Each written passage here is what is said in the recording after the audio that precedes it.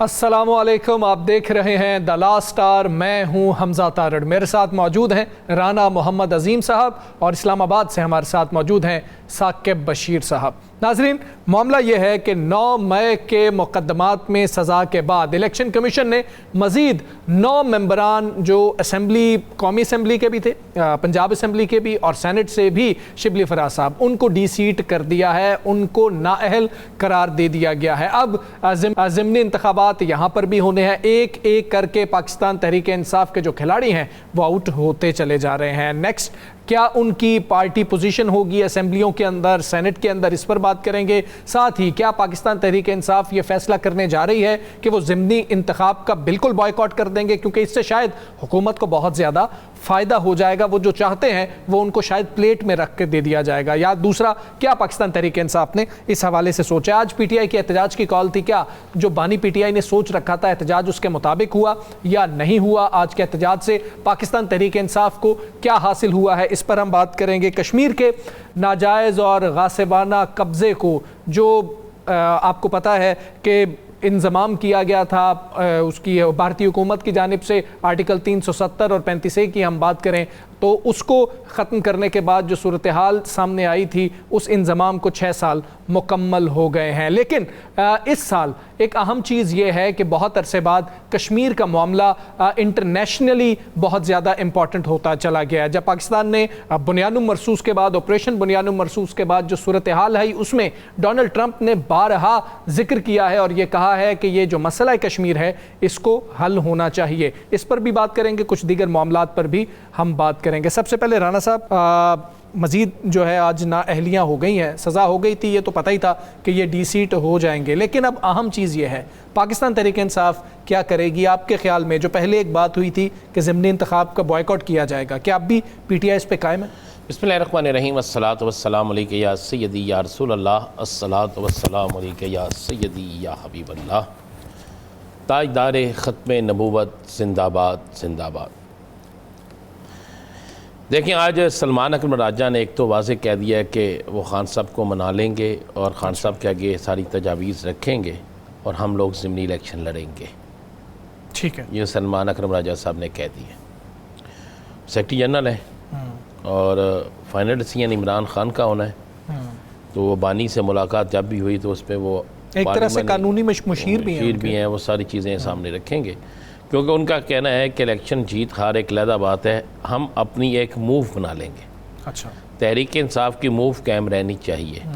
हल्कों में इलेक्शन होंगे, तहरीक इंसाफ का मौका मिलेगा और बहुत सी चीज़ें इसमें आएंगी। एक तो ये कि 2 दिन में हो जाएगा, लेकिन मेरा ज़ाती ख्याल है कि इलेक्शन लड़ रहे हैं। अच्छा, क्योंकि ज़िमन में तहरीक इंसाफ के अंदर जो चीज़ें चल रही हैं वो जो मेरे तक पहुंची हैं उसमें यही है कि ये इलेक्शन लड़ रहे हैं। ठीक है। अच्छा, अब लोग मुख्तलिफ लोगों की मुख्तलिफ राय है एहतजाज के हवाले से, लेकिन मैंने आज, और आप भी लाहौर शहर में थे, जी, मैंने 3 शहरों का विज़िट किया। अच्छा, लाहौर, कसूर और शेखुपुरा। ठीक है, करीब करीब थे ना? हाँ जी, साथ साथ। मैंने आज से पहले जितने एहतजाज हुए, जितने भी हुए, उन एहतजाजों से ज़्यादा लोगों को इन शहरों में निकलते हुए देखा। अच्छा, और मैंने कई ऐसे डेरे देखे जहाँ पे पुलिस वाले आराम फरमा रहे थे। Barrister Shahid Masood ticket holder, उनके डेरे पे पुलिस बैठी हुई थी।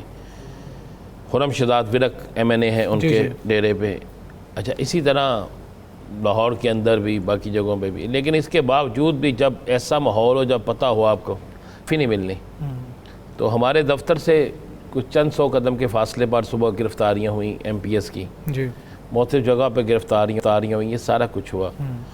तो अगर तो होती काल किसी एक जगह पे इकट्ठे होने की, किसी एक जगह, मैंने जैसे कल भी कहा था मार्च की, कि फ़लाँ जगह इकट्ठे हो जाएं, तो फिर पता चलना था कि हुकूमत पैनिक है या नहीं।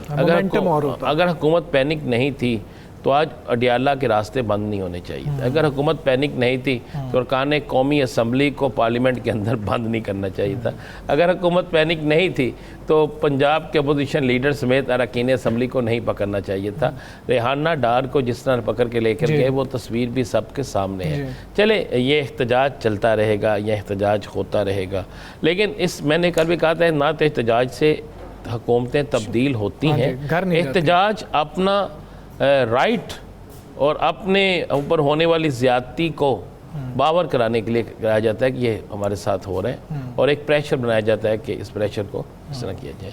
लेकिन आगे आने वाले दिनों में जो चीज़ें बदलती हैं, बाकी आपने एक सवाल किया कि नाहलियाँ क्या होगा, अहलियों से क्या हुआ? हाँ, असम्बलियों में जब अहल थे उस वक्त क्या हुआ? क्या किसी अहल शख्स की बात सुनी गई? क्या किसी भी अहल शख्स को अहमियत दी गई?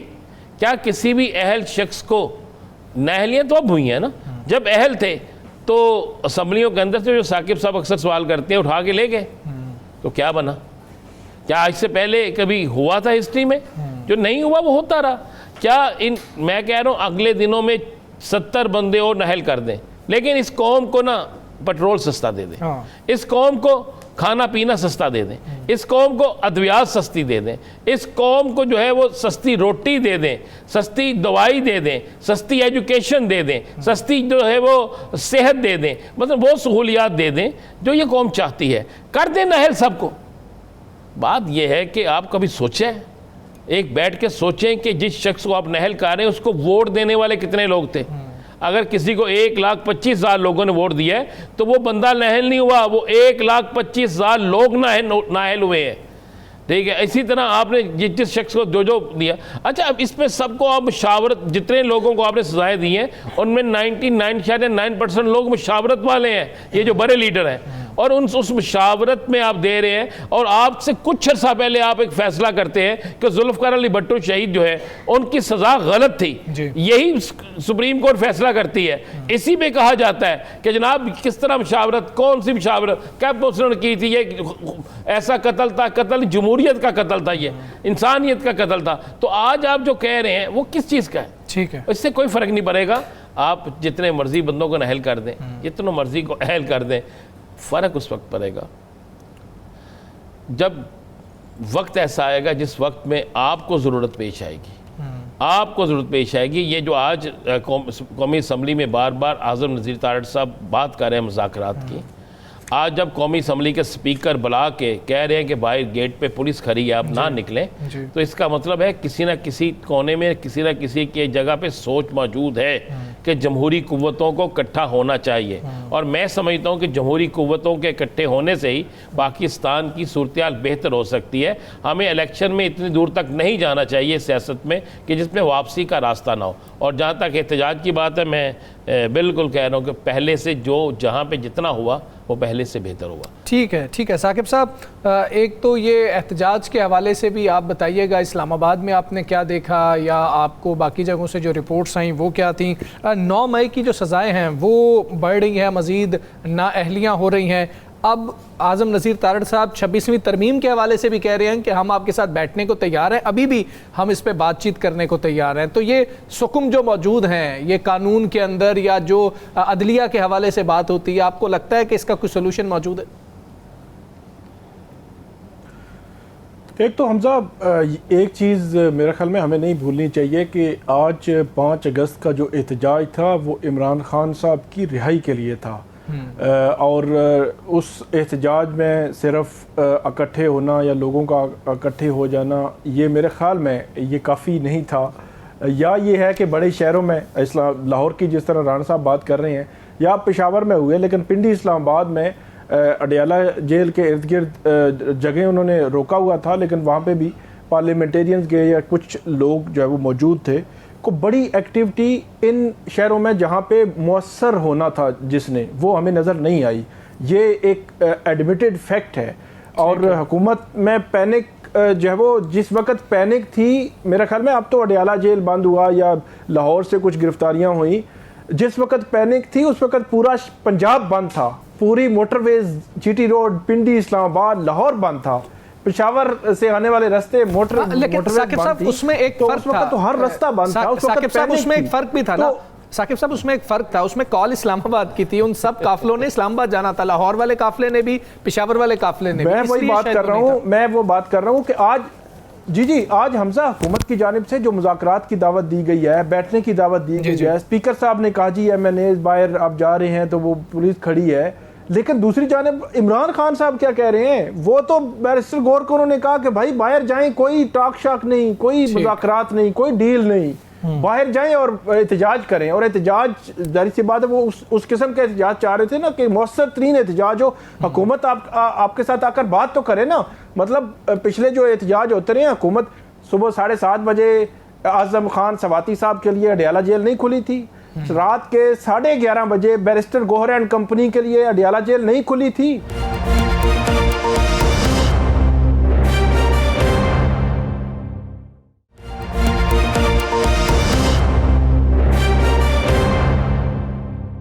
हम एक ही बात हम कर रहे हैं, उस वक्त सारे काफिले एक जगह इकट्ठे हो रहे थे। आज क्यों मुज़ाकरात की बात अंदर हुई है? इसलिए हुई है कि आज नजर आया। क्या आज कराची में नहीं कुछ हुआ? क्या आज कराची का आपने नहीं देखा? कराची में, हैदराबाद में जिस तरह लोग निकले, मली जो एक हिंदू हमारे अक़लियती है उम्मीदवार थे, उनका जुलूस आपने देखा, उनके साथ क्या हुआ? आज बलोचिस्तान में क्या हुआ? जब जिस दिन दोनों जो कॉलों का आप हवाला दे रहे हैं साकिब साहब, वो इस्लामाबाद की कॉलें थी, वो जलसे इस्लामाबाद के जलसे थे।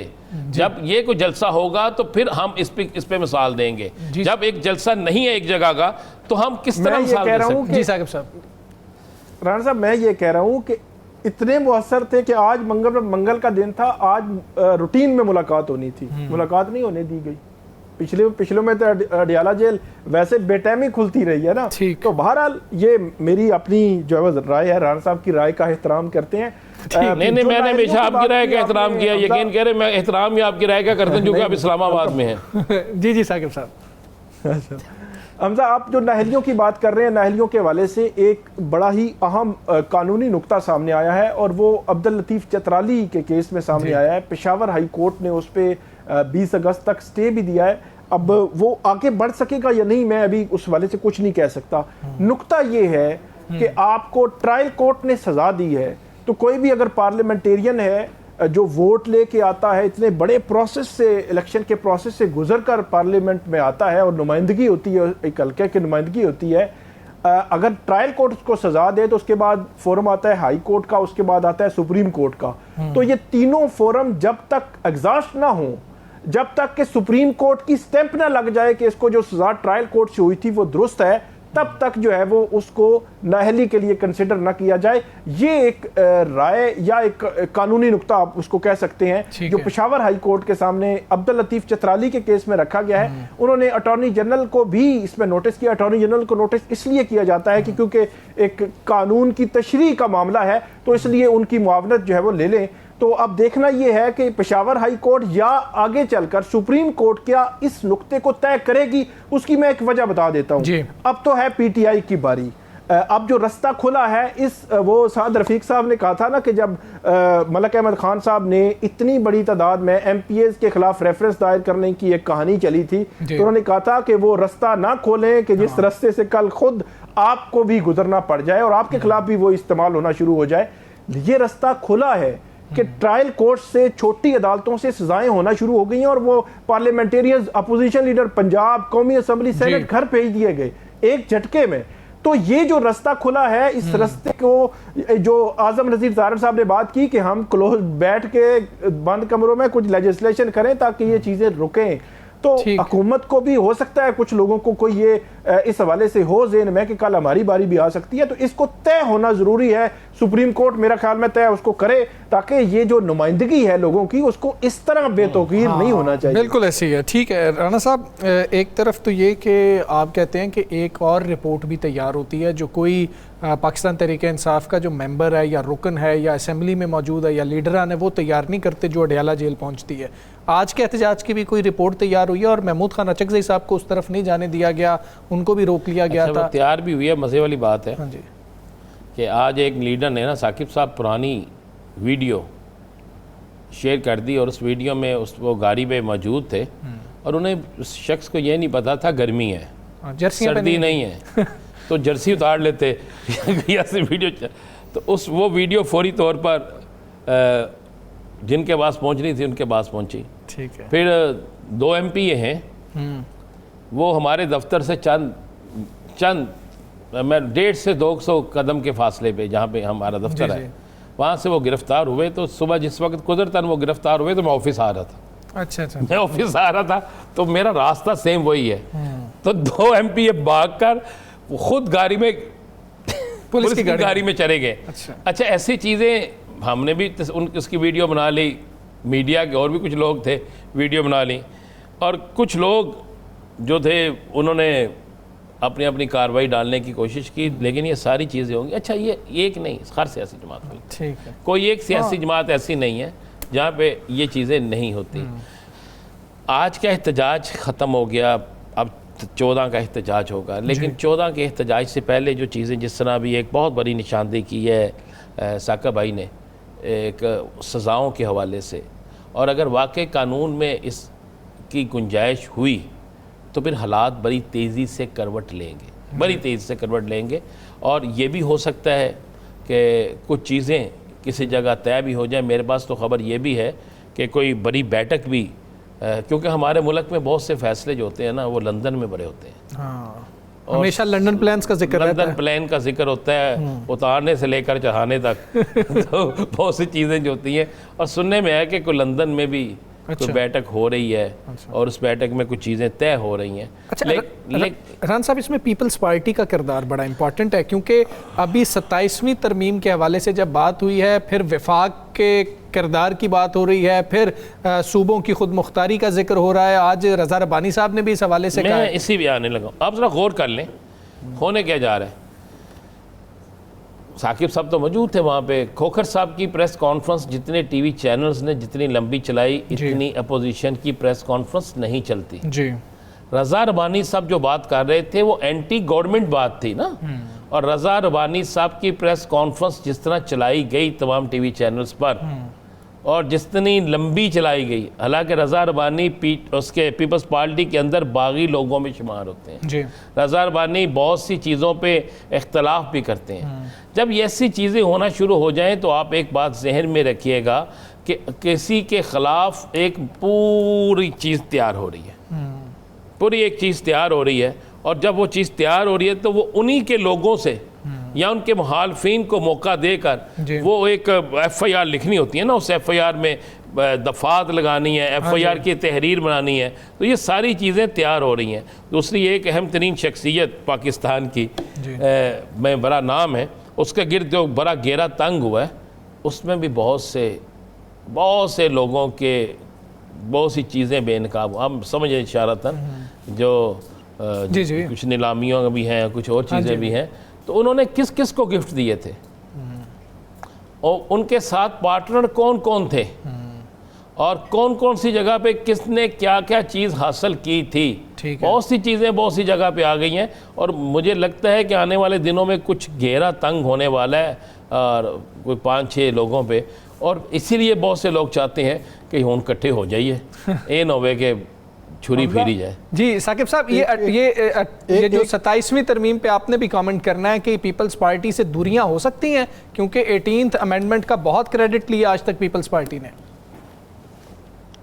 जी मैं वही बात करने लगा था कि जो सेनेटर रज़ा रब्बानी हैं, उन्होंने आज देखें कि प्रेस कॉन्फ्रेंस भी की और उन्होंने बड़े खदशात का इजहार किया, और वही खदशात जो आप बात कर रहे हैं कि पीपल्स पार्टी तो 18वीं तरमीम का क्रेडिट भी लेती है, फाटा मर्जर भी क्रेडिट लेते हैं, और भी पीपल्स पार्टी जो है वो क्रेडिट लेती है, लेकिन इससे क्या निकल पाएंगे, ये बड़ा अहम सवाल है। एहसन इकबाल साहब जैसे वज़ीर जो है वो इस किस्म के सवालात उठा रहे हैं जो डायरेक्टली पीपल्स पार्टी की उस माजी की पॉलिसी को हिट करते हैं जिसका वो क्रेडिट जो है वो लेते रहे हैं। फिर रज़ा रब्बानी साहब की मुलाकात भी हुई पीपल्स पार्टी से, और उसके मुलाकात के जो है वो असरात आएंगे, 1-2 दिनों में नज़र आ जाएंगे, लेकिन एक चीज़ तय नज़र आ रही है कि 27वीं तरमीम होनी है।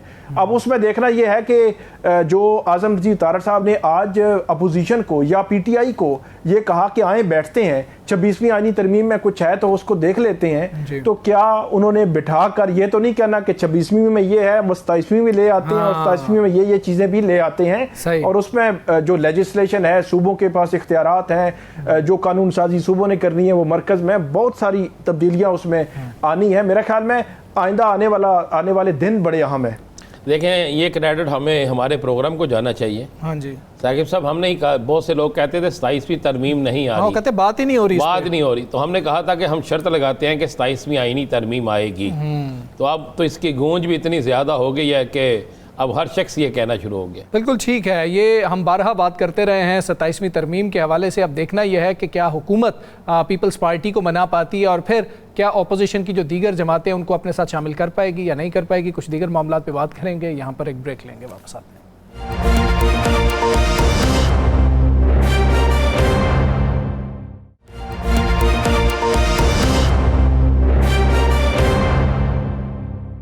Welcome back. बात करेंगे इस हवाले से कि पाकिस्तान तहरीक इंसाफ के एक एक करके खिलाड़ी कौमी असम्बली से, सेनेट से और पंजाब असम्बली से आउट होते जा रहे हैं। 9 मई के मुकदमात के बाद जो सज़ाएं दी गई थी उसके बाद की सूरत हाल ये है कि मज़ीद 9 लोग डी सीट हो गए हैं, जिनमें कौमी असम्बली के मेंबरान भी थे, जिनमें सेनेटर भी थे। और अब दोनों असम्बलीज़ के अंदर, बल्कि तीनों की बात कर ली जाए तो सेनेट में भी अपोजिशन लीडर नहीं है, कौमी असम्बली में भी अपोजिशन लीडर नहीं है और पंजाब में भी अपोजिशन लीडर नहीं है। सारी सूरत हाल के ऊपर कि पाकिस्तान तहरीक इंसाफ अब किन ऑप्शंस पर गौर कर रही है, क्या फ्यूचर में पाकिस्तान तहरीक इंसाफ फैसला कर सकती है, असम्बलियाँ छोड़ेगी नहीं छोड़ेगी, क्या ज़िमनी इंतखाबात में हिस्सा लिया जाएगा नहीं लिया जाएगा, इस पर बात करेंगे। पाकिस्तान तहरीक इंसाफ के रहनुमा डॉक्टर निसार जट साहब हमारे साथ मौजूद हैं। डॉक्टर साहब अस्सलाम वालेकुम, बहुत शुक्रिया आपका। सबसे पहले तो सर इस पर कमेंट कर दें कि एक एक करके सीट्स खाली होती जा रही हैं, पाकिस्तान तहरीक इंसाफ का लाएअमल क्या होगा? क्या ज़िमनी इंतखाबात का बॉयकॉट ही किया जाएगा?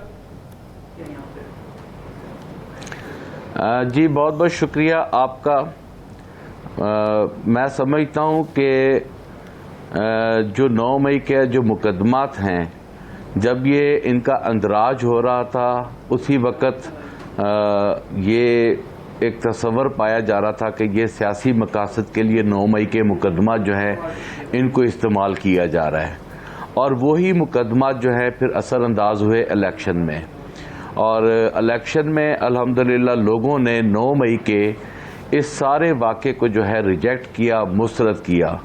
उसके बाद जब हम इलेक्शन जीत गए तो फॉर्म 47 हम पर मुसल्लत कर दी गई और ज़ोर ज़बरदस्ती इलेक्शन कमीशन सारों ने मिलाकर जो है फॉर्म 47 को राइज कर दिया और राइज करके एक जो जीती हुई जमात जो है उसे अपोजिशन में जाके बिठा दिया और अपोजिशन में बिठाने के बाद जी और जो मामला चल पड़े आगे, वो फिर आगे ट्रायल पे बात आ गई। 1.5 साल तक कोई ट्रायल नहीं अपना हुआ, कोई ऐसा चीज़ सामने नहीं ला सके। हम बारहा कहते रहे कि 9 मई के मुकदमात में आप ट्रांसपेरेंट जो है इंक्वायरी कराएं, आप कोई जुडिशल कमीशन बनाएं, आप कोई ऐसा इकदाम करें कि जिससे 9 मई में जो लोग बेगुनाह हैं, जिन्होंने ये काम नहीं किया, उनको इंसाफ मिल सके।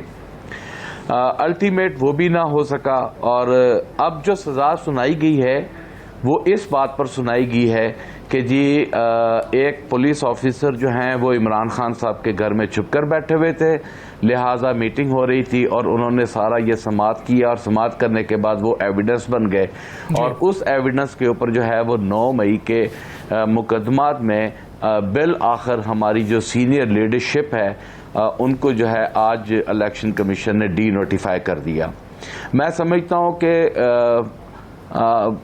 2002 से इस सियासत का हिस्सा हूँ, बारहा इस असेंबली में आया हूँ, इंतकामी कार्रवाइयाँ भी होती हैं, बहुत कुछ देखा है, लेकिन इस नैश पर जाकर जो कार्रवाइयाँ करना, जो अवाम का मैंडेट छीनना और जो लोग जीत कर आए उनको डी नोटिफाई करना और एक झूठी गवाही पे डी नोटिफाई करना, मेरी समझ से बालातर है कि ये क्या सोच है हुकूमत की कि हुकूमत ये सोच रही है कि ये डी नोटिफाई करके हम इमरान खान की आवाज़ दबा लेंगे या लोगों में अपनी पॉपुलैरिटी गेन कर लेंगे।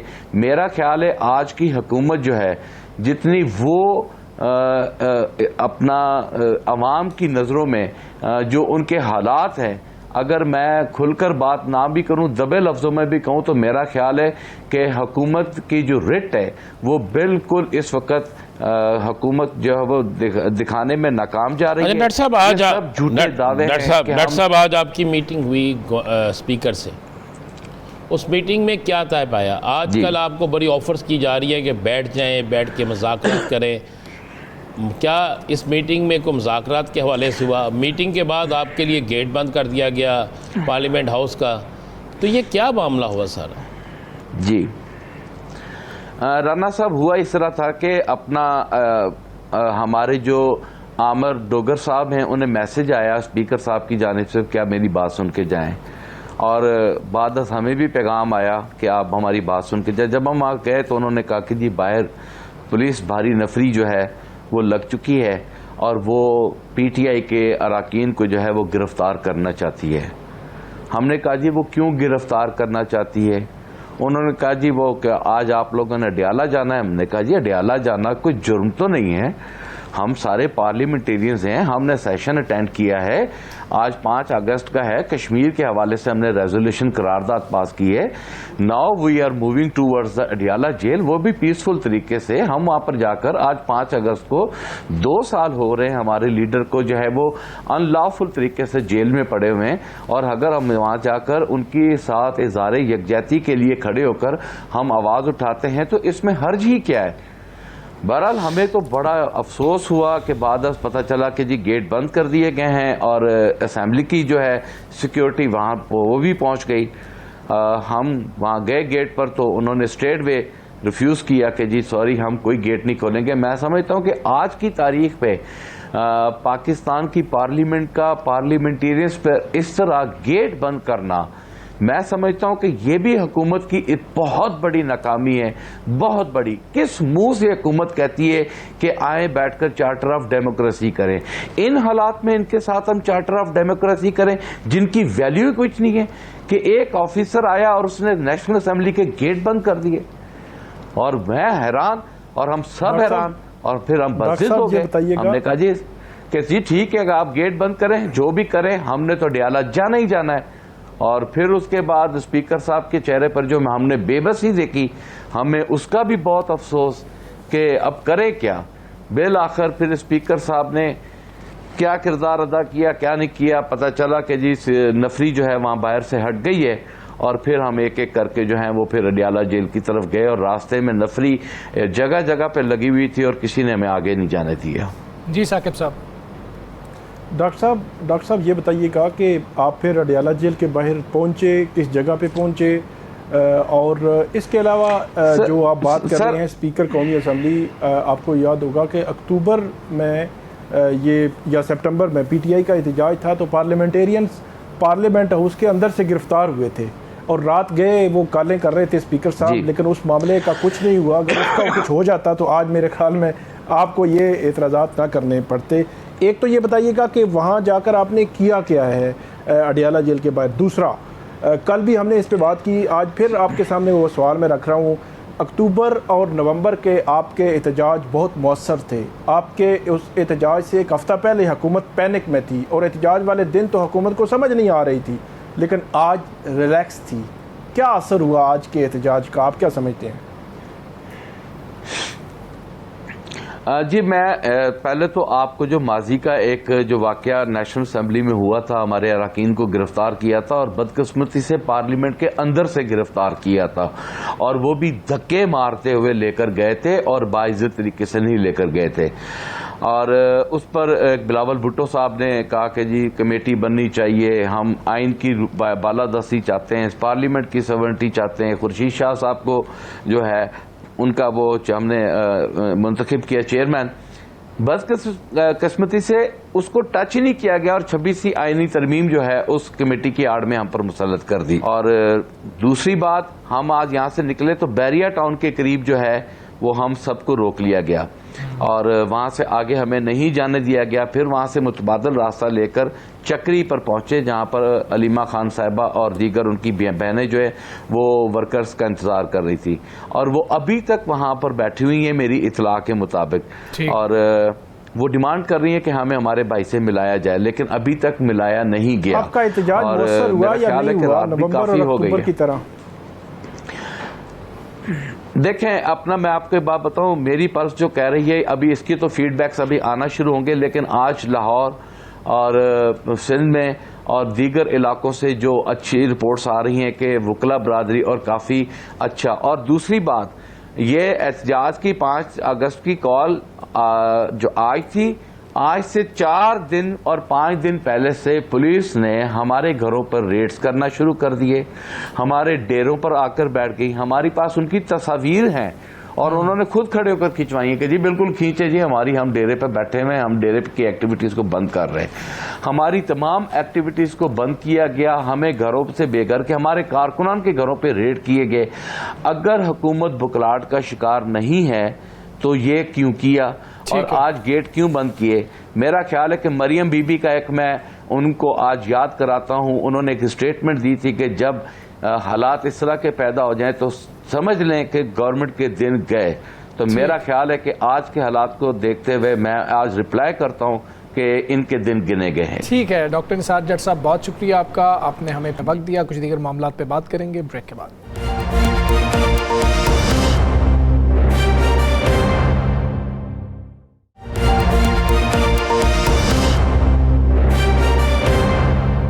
Welcome back. आज दुनिया भर में कश्मीरी और पाकिस्तानी 5 अगस्त को यौम इस्तेहसाल कश्मीर, यौम सयाह के तौर पर मना रहे हैं। और अब बात ये होती है कि पाकिस्तान का जो मौक़िफ़ कश्मीर के हवाले से रहा है वो बड़ा क्लियर है कि कश्मीर कश्मीरियों का है, उनको हक़ खुद इरादियत इस हवाले से मिलना चाहिए। मोदी सरकार ने जो 2019 में इक़दाम उठाया था उसके ख़िलाफ़ पूरा पाकिस्तान और तमाम कश्मीरी पूरी दुनिया में आवाज़ उठाते हैं। इस दफ़ा कुछ मुख्तलिफ चीज़ ये है कि कश्मीर का मामला एक दफ़ा फिर आलमी जो दुनिया है उसके सामने आया है। सदर ट्रंप ने इस हवाले से बात की है, जिसके बाद हमने देखा है कि भारत के और अमेरिका के ताल्लुकात भी कुछ ख़ास नहीं रहे और भारत को इस वक्त पूरी दुनिया में एक तन्हाई का सामना करना पड़ रहा है। ऐसी सूरत हाल में क्या कश्मीर का हल निकल सकता है? पाकिस्तान ने यह बात कही है कि जब भी हम भारत के साथ बैठेंगे तो सबसे पहले कश्मीर का मामला डिस्कस होगा। इस तमाम सूरत हाल पर हम बात करेंगे। हमारे साथ मौजूद हैं दिफाई तज्ज़ियाकार अब्दुल्ला गुल साहब। अब्दुल्ला गुल साहब, अस्सलाम वालेकुम। बहुत शुक्रिया आपका सर। आज की जो सूरत हाल है, पाकिस्तान का मौक़िफ़ तो है एक, तो उस पर भी बताइएगा कि पाकिस्तान का मौक़िफ़, इस पर बहुत ज़्यादा बात होती है, आज भी वही है कश्मीर के हवाले से जो हमेशा से रहा है। दूसरा, सदर ट्रंप की इस बात के बाद उन्होंने अपनी ट्वीट्स में बारहा ये बात कही, वैसे भी अपने बयानात में अब बात करते हैं कि कश्मीर का जो मसला है पाकिस्तान और भारत के दरमियान ये ट्रिगर पॉइंट है, इसको हल होना बहुत ज़रूरी है। इससे पाकिस्तान को कितना फ़ायदा होगा, कश्मीरियों को कितना फ़ायदा होगा कि अपनी कॉज को दोबारा उजागर कर सकें? बिस्मिल्लाहिर्रहमानिर्रहीम, बहुत बहुत शुक्रिया। देखें, सबसे पहले तो बात यह, आपने पूछा कि क्या पाकिस्तान का मौक़िफ़ यही है। पाकिस्तान के मौक़िफ़ में थोड़ी सी तब्दीली ज़रूर है और उसकी वजह जो है वो हमारी एग्रेसिव फॉरेन पॉलिसी और बुनियाद मखसूस के अंदर हमारी कामयाबी है। और वरना सियासी, सिफारती और इखलाकी ये पॉलिसी जो है ये नाकाम हो गई, क्योंकि हमने ना सिफारत को देखा, ना जो है इखलाक को देखा और ना हमने जो है सियासत को वहाँ देखा। भारत ने तमाम चीज़ें रौंद के रख दी और भारत ने ना दुनिया की परवाह की, ना यूनाइटेड नेशन के करारदादों का जो है वो उन्होंने पास किया और ना ही कश्मीरियों के हवाले से अक़वाम आलम ने वो किरदार अदा किया जो उनको करना चाहिए था। और उसकी सबसे बड़ी वजह यह है कि जब G8 कॉन्फ्रेंस को मुनक्कद किया गया भारत में, तो कश्मीर जो था वो एक वन ऑफ द वेन्यू था। ये इससे साबित ये होता है कि यूनाइटेड नेशन की करारदादों को भारत ने माना या नहीं माना ये तो एक अलग बात है, लेकिन क्या दुनिया के वो ममालिक जो कश्मीर को एक डिस्प्यूटेड टेरिटरी समझते थे वो वहां जब गए तो इसका मतलब तो बड़ा वाज़ेह है कि उन्होंने भारत के रंग में वो रंगे गए। दूसरी जानिब आपने डोनाल्ड ट्रंप साहब की बात की। देखिए, डोनाल्ड ट्रंप साहब जो है वो एक खास मकसद के लिए जो है भारत को एक वक्ती तौर पर वो जरा धुतकार रहे हैं, लेकिन ये जब वक्त आएगा, क्योंकि भारत की एक बड़ी मईशत है, वो चाहते हैं कि भारत की मईशत से सवाए अमेरिका के और किसी को कोई फायदा नहीं पहुंचे। इस वजह से वो भारत को अपने जवाबी जो जबानी जमा खर्च है उसके अंदर आड़े हाथों ले रहे हैं और भारत पे 25% टैरिफ जो है वो आयद करके मजीद टैरिफ बढ़ाने की जो है वो धमकी भी दे रहे हैं। लेकिन इस सब के बावजूद भारत का एक बहुत बड़ा दिफाई बजट है, $89 बिलियन, और जाहिर है पाकिस्तान जो है वो $1-2 बिलियन के लिए ही जो है वो हम तो IMF और वर्ल्ड बैंक से रजू करते हैं। इसलिए मेरा ख्याल है कि ये जो डोनाल्ड ट्रंप साहब का स्टांस है ये वक्ती है और उसकी सबसे बड़ी वजह यह है कि आप देख लीजिए कि जब से हमारी जो जंग के अंदर फतह हुई, इसमें कोई शक व शुबा नहीं कि हमारा कद काठ में बहुत इजाफा हुआ, पाकिस्तान को लोगों ने एक बिल्कुल नए केस के तौर पर ट्रीट करना शुरू किया। लेकिन इस सब के बावजूद ना ही अभी तक इंडस वाटर ट्रीटी के ऊपर जिस तरीके से दुनिया को एहतजाज करना चाहिए था, भारत से ये मामला उठाना चाहिए था, और खुद सदर ट्रंप जिस तरह से कह चुके हैं कि मैं पानी के मामले को और भारत और पाकिस्तान के मसले खास तौर पे कश्मीर को हल कराऊंगा, अभी तक अमली उसका कोई जो है मीनिंगफुल जो है वो चीज सामने नहीं आई। इसलिए अभी ये कह देना कि जनाब भारत जो है और वो पाकिस्तान वो मसला कश्मीर के ऊपर कोई मुनासिब पेशरफ्त होगी, मैं समझता हूं कि तकरीर, तहरीर और तदबीर ये चीजें हमने करके देख ली हैं। और जब भी माइट इज राइट की पॉलिसी अपनाई गई, जब दुनिया जो है वो ताकत को देखती है, और आज जो पाकिस्तान की सिफारतकारी को एक मेरे ख्याल में बूम मिला है, उसकी बड़ी वजह यह है कि पाकिस्तान की सिफारतकारी तो वही मौजूद थी, लेकिन जंग जीतने के बाद हमारे सर जो है वो तने में है अल्हम्दुलिल्लाह। और अरब दुनिया के अंदर और इसी तरह से मगरिब के अंदर जो पाकिस्तान का एक किरदार है वो बड़ा निखर के सामने आया। और अब्दुल्ला गुल साहब, मैं यहाँ पे आप ही की बात से सवाल निकालता हूँ और बात करता हूँ। आपने कहा ट्रंप हम पे बड़ा मेहरबान है, लेकिन जब तक हल नहीं होता उस वक्त तक नहीं। ट्रंप के सबसे बड़ा इत्तेहादी जो है वो यूक्रेन है। यूक्रेन की तरफ से इल्ज़ाम लगा है कि यूक्रेन के ख़िलाफ़ जंग में पाकिस्तानी लड़ रहे हैं। ये बाकायदा इल्ज़ाम किसी उनके फ़ौजी अफसर ने नहीं लगाया, ये उनके सबसे बड़े ज़ुबादार ने लगाया, और वो ट्रंप का सबसे ज़्यादा फेवरेट, और ट्रंप सबसे ज़्यादा उसको सपोर्ट कर रहा है। तो ये क्या गेम होने जा रही है कि एक तरफ हमारे साथ प्यार मोहब्बत की पींगे भी हैं, और एक तरफ एक ऐसा मुल्क जिसमें कोई अमल दखल नहीं हमारा, और बाकायदा एक इल्ज़ाम लगाया गया है, और उस इल्ज़ाम को आपने देखा कि इंटरनेशनल अखबारात ने कवरेज दी है और उस पर ट्रंप का कोई एक जुमला भी नहीं आया। ये क्या होने जा रहा है? राणा साहब द ग्रेट, देखें ना, हमेशा की तरह एक ग्रेट सवाल आपने पूछा। देखिए बात यह है कि इस टाइम पे आपको पता है, पहले भी जब आर्मी चीफ जो थे जनरल कमर जावेद बाजवा थे, तो एक इल्ज़ाम लगाया गया कि जी जनरल बाजवा जो है वो कुछ गोले और कुछ चीज़ें जो है फराहम कर रहे हैं, लेकिन ये इल्ज़ाम की तराशी की हद तक थी। ट्रंप का यही तरीका है कि वो चोर को कहता है चोरी कर और शाह को कहता है होशियार हो जा। और अब आप देख लें कि ये जितना कुछ हो रहा है, अब आप अगर आप इंटेलिजेंस चीफ को देख लें, तुलसी गैबर्ट, जो कि एक भारतीय निजात खातून है, इसी तरीके से जेडी वेंस की जो बेगम है वो भी एक भारतीय खातून है, और इसी तरीके से एक नंबर ऑफ लोग हैं जो व्हाइट हाउस के अंदर और ट्रंप के जो एडवाइजरशिप के अंदर हैं, और इसी तरह सेनेटर और कांग्रेसमैन के साथ स्टाफ जॉब कर रहे हैं, वो तमाम के तमाम भारत के लोग मौजूद हैं। इसलिए भारत को इतना आसान नहीं है ट्रंप को छोड़ देना।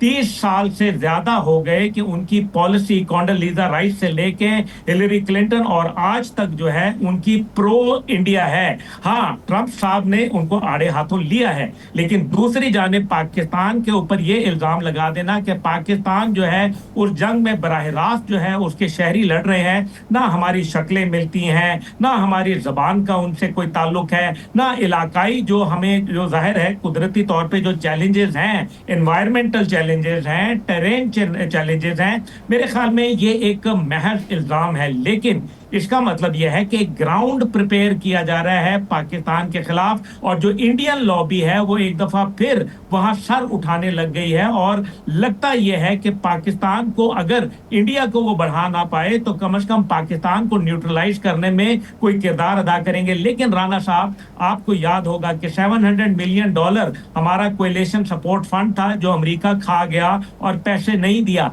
जबानी जमा खर्च में उन्होंने पाकिस्तान की बड़ी तारीफ की कि जनाब वॉर ऑन टेरर के अंदर जो है पाकिस्तान ने बड़ा ये कमाल किया, वो कमाल किया। लेकिन अभी जो मौजूदा हमारे फील्ड मार्शल साहब की मुलाकात हुई, उसके अंदर कुछ नाइट विजन इक्विपमेंट की जो कि हमें दहशतगर्दों के खिलाफ चाहिए, इसी तरीके से कुछ मेरे ख्याल में एवियोनिक्स का और मुख्तलिफ जो हमारे एक खास तौर पे जो हमारा इंटरकॉन्टिनेंटल बैलिस्टिक मिसाइल प्रोग्राम है शाहीन 3 का, उसके ऊपर जो है एक नरम रवैया इख्तियार करने की भी बातें की गई हैं, जिनके ऊपर थोड़ा थोड़ा अमल जो है वो शुरू हो चुका है। लेकिन इस सब के अंदर हमें चौकन्ना रहना है, हमें जो है वो टू मच इन्हिसार नहीं करना, अमेरिका के दामे फरेब में नहीं फंसना। हमें याद रखना चाहिए कि अमेरिका की नेचुरल अलाइनमेंट इंडिया के साथ है, और ये मैं नहीं कह रहा बल्कि उनके तमाम वज़राए खारजा जो है वो ये बात माजी में कह चुके कि India is our natural ally और Pakistan is our strategic partner. यानी कि कल को जब स्ट्रेटेजी चेंज होती है, जिस तरह 2021 सितंबर के बाद हुई थी और अफगानिस्तान से इनखला के बाद, तो पाकिस्तान उनकी कहीं भी करीब जवार में भी मौजूद नहीं था और पाकिस्तान पे शक्तियां जो थी उनके अंबार डाल दिए गए थे। लेकिन अब लगता है कि अमेरिका की स्ट्रेटेजी जो है वो तब्दील हो रही है। लेकिन ये याद रखें कि चेंज ऑफ हार्ट नहीं है, चेंज ऑफ हार्ट सिर्फ उसी सूरत में मुमकिन होगा जिस दिन अमेरिका ये फैसला कर लेगा कि उसने चाइना के साथ भाईबंदी करनी है और वो इंडिया को तब डिच करा देगा। अब्दुल्ला गुल साहब, बहुत शुक्रिया आपका, आपने हमें ज्वाइन किया। प्रोग्राम का वक्त खत्म हुआ। मुझे राना अजीम साहब को और साकिब बशीर साहब को इजाज़त दीजिए। अल्लाह हाफ़िज़।